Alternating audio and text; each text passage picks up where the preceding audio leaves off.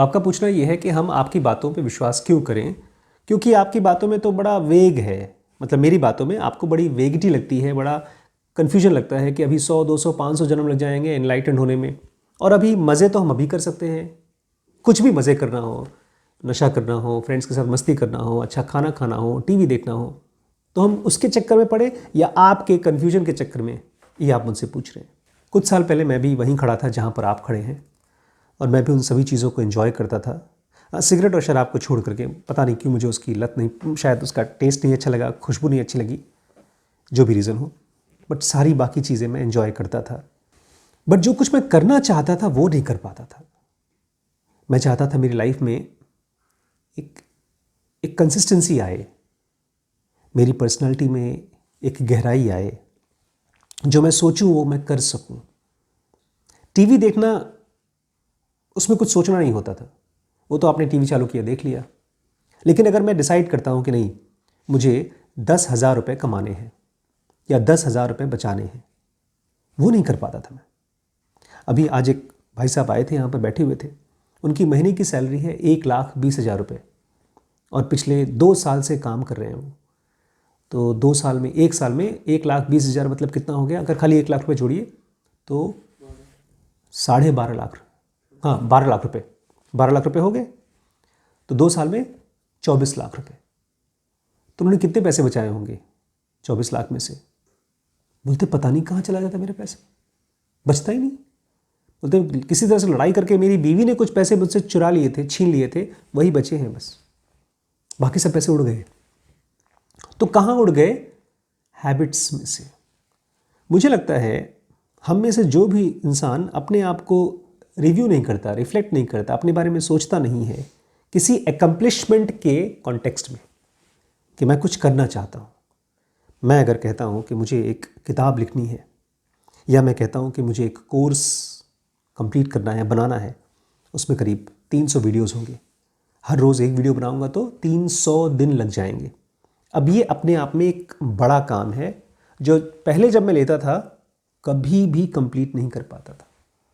पहले बहुत सी चीज़ें मैं सोचता था यार ये भी करेंगे और वो भी करेंगे, फिर जब नहीं पूरा होता तो चेंज कर देते, वो बेकार है, कुछ और करेंगे। इस चीज़ को मैंने बहुत दिनों बाद रियलाइज़ किया कि मैं इनकंसिस्टेंट हूँ। पहले मुझे लगता था ये सब तो मेरी मौज है, मैं जो चाहूँ करूँ। जैसे गाना आता था, मैं ये करूँ, मैं वो करूँ, जो चाहूँ वो करूँ। तो आपका जो सवाल है कि हम आपकी बात का भरोसा क्यों करें, स्पिरिचुअलिटी पे, भगवान पे, पुनर्जन्म पे, मैं भरोसा करने के लिए कभी नहीं कहता हूँ किसी से। मैं खाली ये कहता हूँ कि मुझे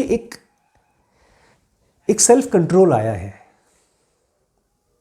ऐसा समझ लीजिए जैसे पहले मैं गाड़ी था और कोई मुझे चलाता था या मैं खुद को चलाता था, तो एक्सेलेटर दबाओ तो पता नहीं था कि 10 की स्पीड से जाएगी कि 100 की स्पीड से जाएगी। सब ढीला मामला था, सारे पेंच ढीले, सारे स्क्रू ढीले, सारी इंजन ढीली, और कभी ऑन करो तो पता नहीं ऑन होगा भी कि नहीं होगा। किताब खोल के बैठ गए, पढ़ पाएंगे कि नहीं पढ़ पाएंगे। ऑफिस जा रहे हैं, जा पाएंगे कि नहीं जा पाएंगे। अभी भी बहुत से लोग हैं, जैसे वो भाई साहब के बारे में बताया था मैंने आपको, उनकी दुबई में नौकरी लगी थी, 2 महीने बाद छोड़ के भाग गए। मैंने खुद उनकी नौकरी लगवाई थी एक बार, एक अपने हॉस्पिटल में, छोड़ के भाग गए। बोलते मैं कर नहीं सकता ये सब, मैं किसी की गुलामी नहीं कर सकता। बट आज तक वो स्ट्रगल कर रहे हैं फाइनेंशियली, उम्र 50 के ऊपर हो चुकी है उनकी।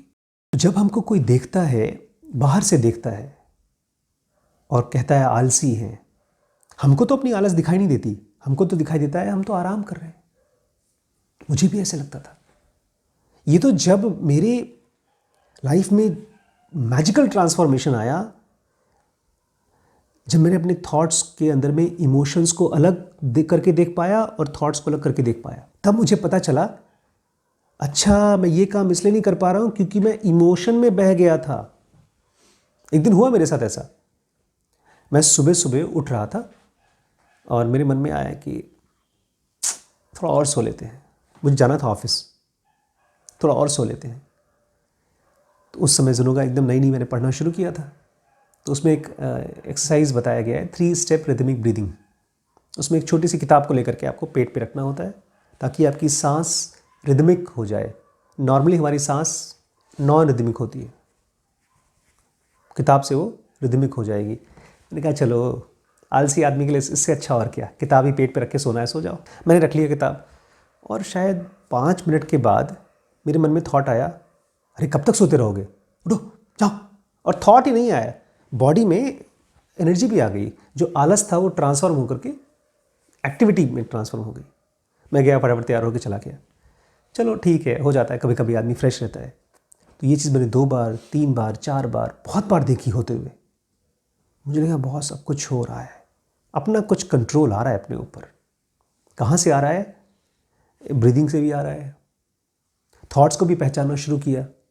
पहले जहाँ किसी के साथ बैठते थे और घंटों बैठ के बातें करते थे, वहाँ पर ड्रिफ्ट और डिस्ट्रैक्शन पहचान नहीं पाते थे। अब पहचान करके वापस आकर के अपने काम में, इससे फ़र्क क्या पड़ा मेरी लाइफ में? पहले की लाइफ में अपने आप को देखता हूँ ऐसे जैसे कि एक कुआं खोद रहा हूँ पानी के लिए, पानी पीने के लिए कुआं खोद रहा हूँ।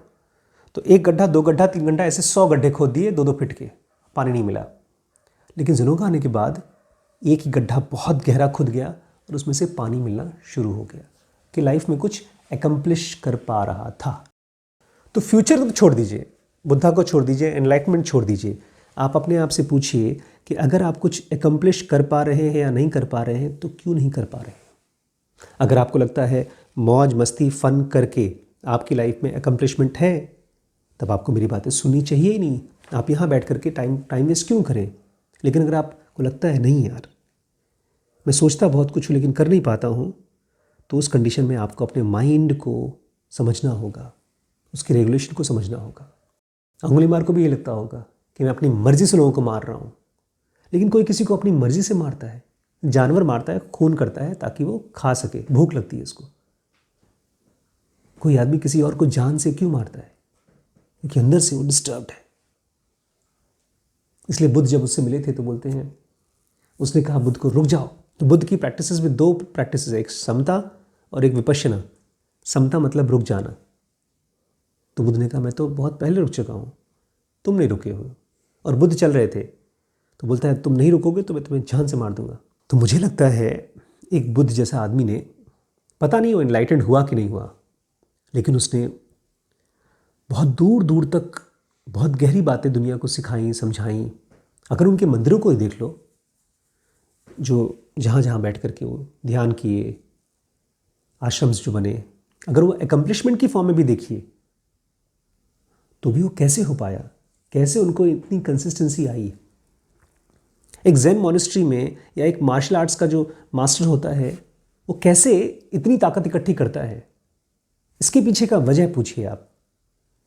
मिस्टिकल चीज़ें छोड़ दीजिए, ताकत और फ्यूचर और लाइफ आफ्टर बर्थ वो सब छोड़ दीजिए, वो तो तब आएगा। ज़रूरत कहती है 3 लेवल के होते हैं आदमी के कर्मठपन, जो हमारे अंदर में कर्म करने की शक्ति आती है 3 लेवल की आती है। सबसे बेसिक लेवल होता है न्यूट्रल।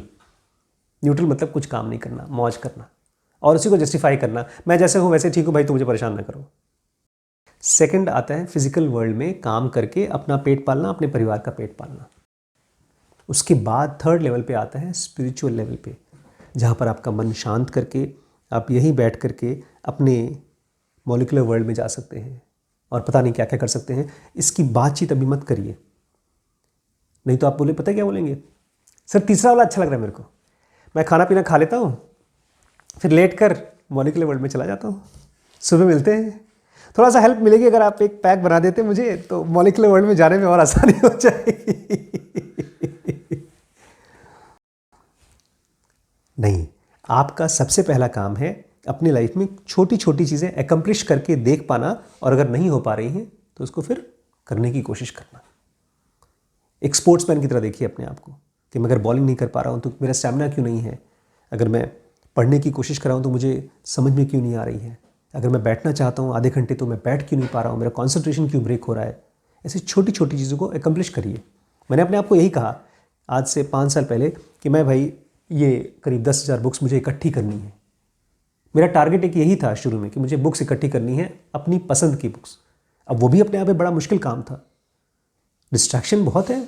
हो सकता है किसी दिन उस पैसे को कहीं और वेस्ट कर दूँ, कहीं घूमने में वेस्ट कर दूँ, किसी को लोन दे दूँ। आजकल लोन का भी बड़ा चक्कर है, लोग लोन देते हैं फिर वापस नहीं करते, क्या पता दे देता किसी को, या दोस्तों के साथ पार्टी शार्टी कर लेता, वो भी तो पॉसिबिलिटी थी। चलो मुझे खुशी है कि मैं कुछ छोटा ही सही बट एकम्प्लिश कर पा रहा हूँ। अरे ये बिल्डिंग बन गई, मैं नहीं बना पा रहा था, आज से 10 साल पहले नहीं बना पा रहा था। बहुत से लोग बुढ़ापा हो जाता है तब भी नहीं बना पाते। एक छोटा सा प्लॉट खरीद लिया, मुझे बड़ी खुशी हुई कि देखो वो आशीष शुक्ला जो कुछ भी नहीं कर पाता था, सोचता बहुत बड़ी बड़ी चीज़ें था लेकिन कर तो नहीं पाता था। तो आपका एक ही क्राइटेरिया होना चाहिए कि आपका माइंड आपके कंट्रोल में आ रहा है कि नहीं आ रहा है, क्या आप उससे कुछ काम करा पा रहे हो। जीरोगा तो छोड़ दीजिए, बुद्ध को छोड़ दीजिए। मैंने पढ़ा एक WBX की बुक है, रिच डैड पुअर डैड। वो बोलता है मैंने अपने रिच डैड और पुअर डैड 2 लोग थे, उसमें से पुअर डैड जिंदगी भर पुअर रहे, रिच डैड अमीर बन गए। तो उनको सीखा, मैंने उनसे एक चीज़ सीखी कि रोज़ वो नई नई ज़मीनें देखा करते थे, सस्ती और नई ज़मीनें खोज खोज के। मतलब ये कैसे रोज़ कहाँ से खोजेंगे रोज़ ज़मीनें। तो बोलता है आप निकल जाइए गली में, घर के अपने आसपास की रोडों में घूमिए,